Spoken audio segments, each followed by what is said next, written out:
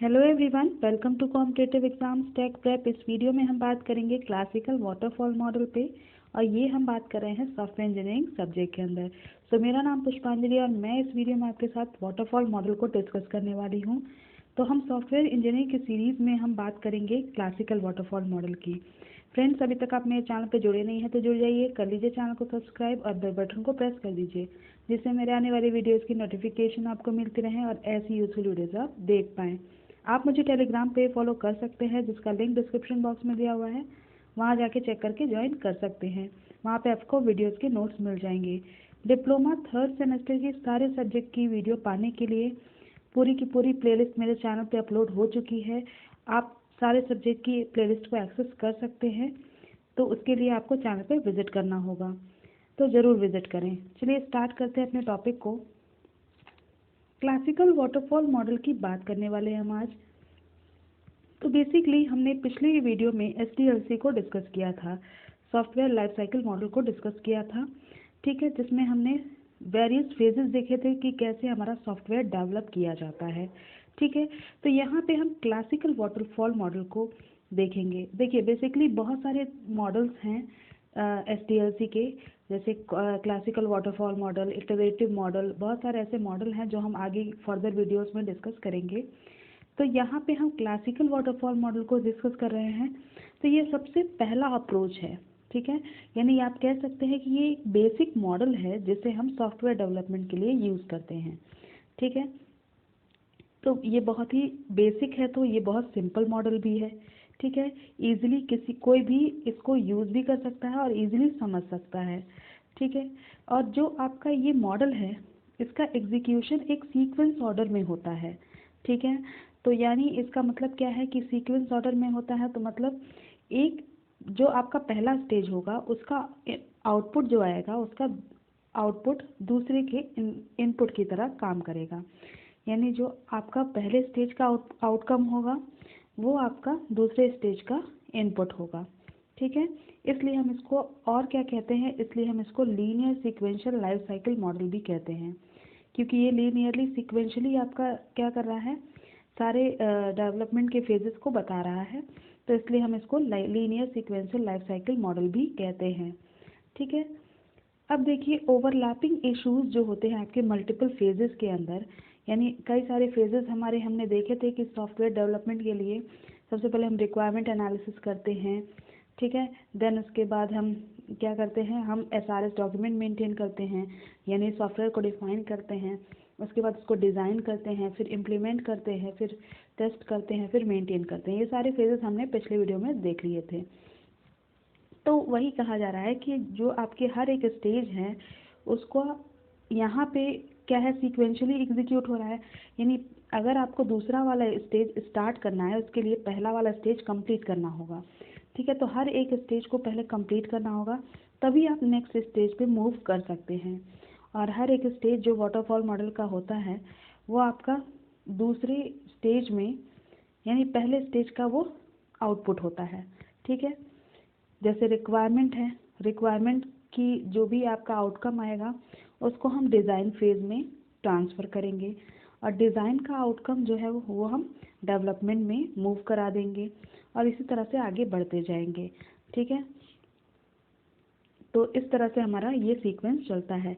यानी सबसे पहले हम रिक्वायरमेंट एनालिसिस करेंगे और उससे जो आउटपुट आएगा उसको हम कहाँ ले जाएंगे, उससे SRS डॉक्यूमेंट को मेंटेन करेंगे, और SRS डॉक्यूमेंट को मेंटेन करने के बाद जो आउटपुट आएगा उसको हम डिज़ाइन फेज़ में यूज़ करेंगे। तो इस तरह से हमारा सीक्वेंस जो है वो चलता रहता है, ठीक है। तो वाटरफॉल में हम वेरियस स्टेजेस को देखने वाले हैं, जैसे requirement collection, feasibility study, design, coding, testing, installation, then maintenance. Last में हम मेंटेनेंस को देखेंगे, ठीक है। तो चलिए बात कर लेते हैं सबसे पहले स्टेज की, जो है रिक्वायरमेंट एनालिसिस या रिक्वायरमेंट कलेक्शन। तो रिक्वायरमेंट कलेक्शन सबसे पहला स्टेज हो जाता है, पहला फेज़ आप कह सकते हैं, first phase of waterfall model, ठीक है। तो वाटरफॉल मॉडल का सबसे पहला फेज़ क्या है, रिक्वायरमेंट कलेक्शन, जहाँ पे आपका जो बिजनेस एनालिस्ट होगा वो क्या करेगा, सारी की सारी इन्फॉर्मेशन जो भी आपकी क्लाइंट की बिजनेस नीड्स हैं, जो क्लाइंट को किस तरह का सॉफ्टवेयर चाहिए, उन सारे की इन्फॉर्मेशन जो है वो आपका बिजनेस एनालिस्ट क्या करेगा, कलेक्ट करेगा, ठीक है, और उसको एक रिक्वायरमेंट डॉक्यूमेंट के फॉर्म में मेंटेन कर लेगा। और इस डॉक्यूमेंट को हम क्या करते हैं, इजीली समझ पाते हैं कि इसमें क्या क्या रिक्वायरमेंट्स हैं, और करेक्टली इसको लिस्टेड करते हैं कि एक्चुअल में किस सीक्वेंस में हमारी रिक्वायरमेंट्स हैं, और इसको उसी हिसाब से हम क्या करते हैं, उसी अकॉर्डिंग फुलफिल करते हैं, ठीक है। नेक्स्ट है by taking help of SRS, यानी जो आपका SRS है, सॉफ्टवेयर रिक्वायरमेंट स्पेसिफिकेशन, तो इसकी हेल्प लेके क्या करते हैं हम, customer requirement specification, business requirement specification, ये सारे को हम इकट्ठा करते हैं और SRS डॉक्यूमेंट को मेंटेन करते हैं। और ये जो आपका SRS डॉक्यूमेंट है, इसको हम अपने डेवलपमेंट फेज़ में यूज़ करते हैं, ठीक है। तो फिजिबिलिटी स्टडी जो है, इसको हम अपने प्रोजेक्ट में यूज़ करते हैं। फिजिबिलिटी स्टडी हम प्रीवियस वीडियो में हमने बात की थी कि हमारा जो प्रोजेक्ट है वो अफोर्डेबल है कि नहीं है जब हम डेवलप कर रहे हैं, तो उसकी स्टडी हम फिजिबिलिटी स्टडी के अंदर करते हैं, ठीक है। जहाँ पे आपके बहुत सारे लोग होते हैं, उनको जैसे human resource, business analyst, architecture, ये सब मिलके फिजिबिलिटी स्टडी को परफॉर्म करते हैं, ठीक है। क्योंकि हमें क्या बनाना है, एक गुड प्रोजेक्ट बनाना है, और इसके लिए हमें बहुत सारे कैरेक्टरिस्टिक्स चाहिए होंगे, और जैसा आपका कस्टमर रिक्वायरमेंट है उस हिसाब से हमें प्रोजेक्ट को डेवलप करना होगा, ठीक है। नेक्स्ट है डिज़ाइनिंग फेज़। डिज़ाइनिंग फेज़ क्या है, जब आपने एक बार फिजिबिलिटी स्टडी डन कर ली, तब आप नेक्स्ट फेज़ पे बढ़ जाएंगे, और ये फेज़ है डिज़ाइनिंग फेज़ का, ठीक है। डिज़ाइनिंग फेज़ में हम क्या करते हैं, प्रोडक्ट का आर्किटेक्चर हम क्रिएट करते हैं कि प्रोडक्ट एक्चुअल में कैसा स्ट्रक्चर का बनेगा, उसकी डिज़ाइनिंग करते हैं, ठीक है। और इसके लिए हम कुछ टूल्स का इस्तेमाल करते हैं, जैसे आपकी बहुत सारी प्रोग्रामिंग लैंग्वेज में से कोई प्रोग्रामिंग लैंग्वेज ले सकते हैं, ठीक है। डिफरेंट सॉफ्टवेयर आते हैं, जैसे PHP, जावा, .NET, ये सब आपको यूज़ करना होगा। फिर डेटाबेस का यूज़ करना होगा, जैसे MySQL या ओरेकल का यूज़ कर सकते हैं। उसके बाद आपका डिज़ाइनर जो है वो क्या करेगा, एक प्लान रेडी करेगा एप्लीकेशन के लिए कि किस तरह का आपका डिज़ाइन जो है सॉफ्टवेयर का होना चाहिए, ठीक है। इसके लिए दो आपके डिफरेंट पार्ट्स डिफाइन करता है, पहला है हाई लेवल डिज़ाइन और दूसरा है low level design. High level design जो है, इसमें क्या करता है डिज़ाइनर जो है वो यहाँ पे सिर्फ मॉडल पे कंसंट्रेट करता है, जैसे decision trees, flow diagram, decision table, flow chart, data dictionary, ये सारी चीज़ों पे सिर्फ फोकस करता है डिज़ाइनर। और लो लेवल डिज़ाइन में क्या होता है, इसमें आपका कंपोनेंट्स पे, जैसे यूज़र इंटरफेस, ठीक है, और ये सारी चीज़ों को मैनेज करने का काम लोअर लेवल डिज़ाइन में किया जाता है। नेक्स्ट फेज़ है डेवलपमेंट। अब देखिए, जब आपने डिज़ाइनिंग कर ली सॉफ्टवेयर की, तो अब आपको क्या करना है, आपका एप्लीकेशन जो है वो डेवलप करने के लिए रेडी हो चुका है। अब आपको इसको डेवलप करना है। तो डेवलपमेंट फेज़ में आपका जो डेवलपर होता है वो क्या करता है, इस कोड को राइट करना स्टार्ट कर देता है, ठीक है। यानी किसी प्रोग्रामिंग लैंग्वेज पे जिस पे भी उसको नॉलेज है, उसके बेस पे आपका कोड को राइट करना स्टार्ट कर देगा। अब वो लैंग्वेज जो है वो कोई भी हो सकती है, जैसे पाइथन, सी, जावा, C++, कोई भी आपकी लैंग्वेज हो सकती है। जबकि जो आपका बैक एंड डेवलपर होगा, ये तो फ्रंट एंड डेवलपर करेगा। जो आपका बैक एंड डेवलपर होगा, ये आपका क्या करेगा, बैक एंड कोडिंग करेगा, ठीक है। जैसा उसको ऑपरेशन परफॉर्म करना है उसके हिसाब से वो बैक एंड की कोडिंग करेगा। तो फ्रंट एंड डेवलपर जो है वो अट्रैक्टिव GUI मेंटेन करेगा, और बैक एंड जो है वो आपका कोडिंग को, जो भी ऑपरेशंस उसको करने हैं उसके अकॉर्डिंग कोडिंग को करेगा, ठीक है। नेक्स्ट है, अब देखिए, जब आपने कोडिंग को कम डन कर लिया, यानी डेवलप कर लिया सॉफ्टवेयर को, तब आपकी आती है बारी टेस्टिंग की, ठीक है। तो टेस्ट इंजीनियर को अब ये आपके सॉफ्टवेयर को दे दिया जाता है।